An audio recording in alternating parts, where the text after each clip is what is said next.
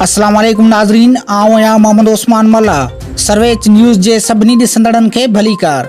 Bulletin में शामिल कंदासीं हिन वक्त जी हिकु अहम ख़बर।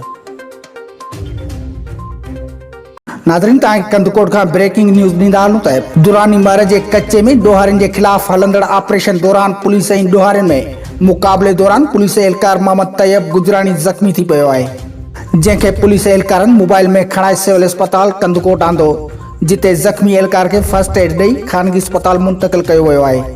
वधीक तफ़सील मालूम कंदासीं असांजे कंदकोट जे रिपोर्टर कुदरतुल्लाह मीरानी खां। जी कुदरतुल्लाह, छा तफ़सील आहिनि?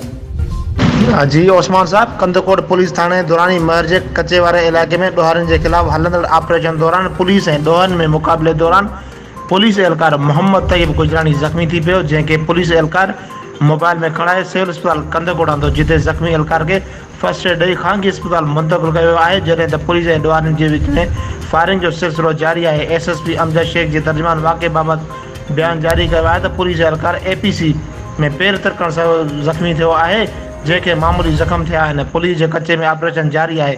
पुलिस एहलकार महफ़ूज़ आहिनि। जी वॾी महिरबानी कुदरतुल्लाह मीरानी तफ़सील ॾियण जे लाइ।